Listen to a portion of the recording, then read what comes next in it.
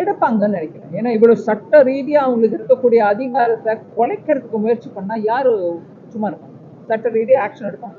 2024 இது நடக்கல, எஸ்ஐஆர் நடக்கல, 2019 நடக்கல, இதுக்கு முன்னாடி 2014 நடக்கல, 2009 நடக்கல.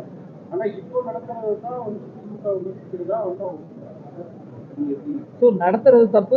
இது வரைக்கும் நடத்தாதனால எப்படியே ஓட்டுங்க, குப்பையை வச்சுக்கிட்டே ஓட்டுவோம், குப்பையை வச்சுக்கிட்டே ஓட்டு போட போவோங்கிறீங்களா? சீர்திருத்தத்துக்கு அவங்களுக்கு இருக்கிற உரிமையை கேள்வி கேட்கணும்னா இப்ப வரைக்கும் கேட்காம இப்ப ஏன் கேட்கறீங்க? நான் திருப்பி உங்களே கேட்கலாம் அந்த கேள்விய. ஏங்க நடத்தல 2009, ஏங்க நடத்தல 2014? அப்போ நின்று கேட்டிருக்கணும் அதே டிஎம்கே. அதை கேட்கல. இப்ப நடத்தும் போது வந்து கேட்கிறோம். ஏன்னா அப்ப நடக்கல அப்ப நீங்க ஏன் வாய மூடிட்டு இருந்தீங்க? கேட்டுக்கலாம்ல. எலெக்ஷன் கமிஷனே ஏன் சும்மா இருந்த? வரேன்.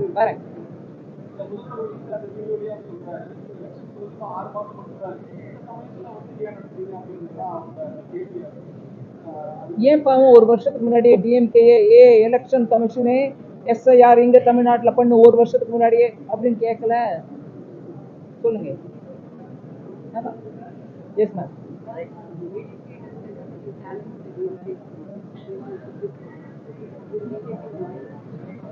Let's see. When there is something to tell, I think. இருங்க ஒரு நிமிஷம். வேற யாராவது கேள்வி இப்ப வரைக்கும் கேட்காதவங்க கேடுங்க, அதுக்கப்புறம்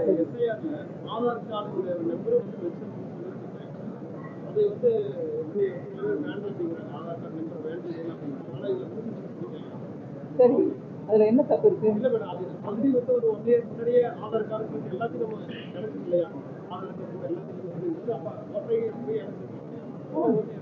நிறைய பண்ணலாம்.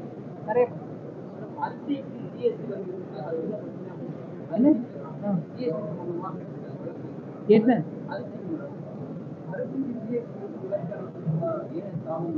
அரிசியில ஜிஎஸ்டி இல்லைங்க.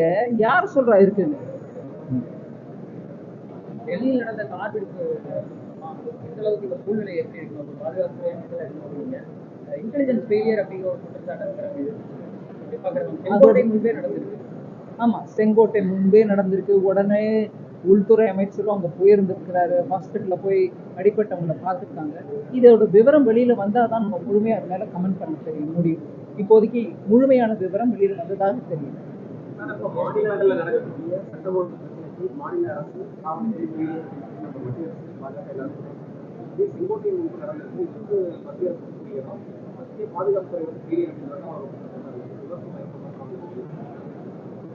அது பதில் கொடுக்குறவங்களுக்கு பதில் கொடுப்பாங்க.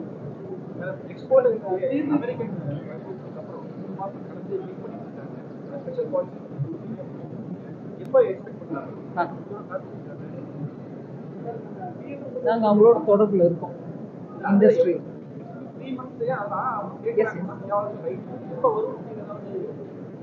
வரும்போது சொல்லிட்டு 2.0 கூடுதலா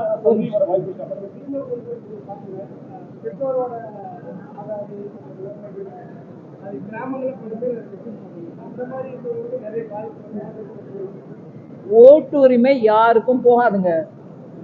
நம்ம குடிமக்களா இருக்கக்கூடிய யாரோட ஓட்டு உரிமையும் போகாது. ஆனா அதுக்குன்னு என்கிட்ட ஒரு காகிதமும் இல்லை, எங்க அப்பா அம்மா பத்தி எனக்கு விவரம் இல்லை, ஆனாலும் நான் ஓட்டுற அங்க இருப்பேன் அப்படின்னு டிமாண்ட் பண்ணீங்கன்னா அவங்களோட ரூல் பிரகாரம் கேட்கறாங்க. ஒருவேளை கஷ்டமா இருந்துச்சுன்னா டிஸ்ட்ரிக்ட் கலெக்டர்ல இருந்து ஒரு ஃபார்மை வாங்கி கொடுங்க, இருங்க இவங்க எப்படி இருக்காங்க. ஏதோ பல விதமான எல்லாத்துக்கும் எது முடியாதோ அதுக்கு ஆல்டர்னேட்டிவ்ஸ் கொடுத்துருக்காங்க. அதனால அந்த ஆல்டர்னேட்டிவ்ஸை பத்தி பேசாம நான் இதையே சொல்லிட்டு இருப்பேன்னா அது குறையில்லை. ஏன்னா எலெக்ஷன் கமிஷனும் மக்கள் வந்து ஓட்டு போடணும்ன்ற முயற்சியில தான் இருக்காங்களே தவிர ஓட்டு போடக்கூடாது அவங்கள தவிர்க்கணும்ன்ற முயற்சியில எலெக்ஷன் கமிஷன் இல்லை. கிராமத்தில் இருக்கிறவங்க இதுக்காக பல நாள் அலைய வேணாங்க. அவங்க பூத் லெவல் ஆஃப் ஏஜென்சி கிட்ட ஏஜென்ட்ஸ்க்கு சொல்லிட்டாங்கன்னா அவங்க பண்றாங்க. உங்களுக்கு அலைய வேண்டாம், யாரையும் அலைய வேண்டிய நிர்பந்தம் இல்லை.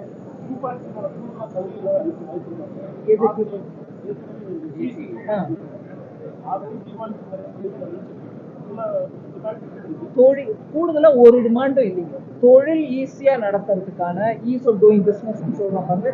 குறைச்ச ஃபார்ம், அந்த ஃபார்ம்ல சிம்பிள் என்ட்ரி போடுங்க. அதே மாதிரி பணம் முடங்கி போயிருக்கு, எங்களுக்கு இன்புட் ரிட்டர்ன்ஸ் வர மாட்டேங்குது, அதெல்லாம் கூட அட்ரஸ் பண்ணிருக்கோம். அக்டோபர் 1ஆம் தேதியிலேருந்து உங்களுக்கு வர வேண்டிய இன்புட் ரிட்டர்ன்ஸ் ரீஃபண்ட் 90% ஆட்டோமேட்டிக்கா உங்களுக்கு வந்துருது. மீதி இருக்கிற 10% எதுக்கு வச்சிருக்காங்கன்னா, ஒருவேளை ஏதாவது கரெக்ஷன் பண்ணணும்னா அந்த கரெக்ஷனை பண்ணிட்டு உங்களுக்கு கொடுக்குறாங்க. அதனால சிறு குறு தொழில் அவங்க பணத்தை போட்டு நடத்துறவங்க இதுல இந்த ரீஃபண்ட் வராத காரணத்தினால பணம் முடங்கி போயிடுச்சு அப்படின்னு இனிமே சொல்றதுக்கு வாய்ப்பு இல்லை. அந்த அளவுக்கு அது சிம்பிளிஃபை பண்ணி எல்லாத்துக்கும் வரிய சிஸ்டமேட்டிக்கா குறைச்சிருக்கோம். நான் இந்த விஷயத்தை நான் அடிக்கடி தமிழ்நாட்டுல சொல்லிட்டே இருக்கேன். ஏதோ ஒண்ணு சொல்லிட்டாங்க, நீங்க அதை புடிச்சுக்கிறீங்க. நீங்களே உங்களை நான் ரிக்வெஸ்ட் பண்றேன், நீங்களே போய் பாருங்க என்ன வரியில இருக்குது, முன்னாடி எவ்வளவு இருந்துச்சு, ஜிஎஸ்டிக்கு முன்னாடி அது எங்க இருந்துச்சு, அதெல்லாம் பார்த்துட்டு எங்கிட்ட கேள்வி கேளுங்க, நான் உங்களுக்கு பதில் சொல்றேன். திருப்பி கேட்டவங்களே கேட்காதீங்க, வேற யாராவது இருக்கீங்களா? இல்ல, ஓகே. தேர்தல் நெருங்குது, கூட்டணி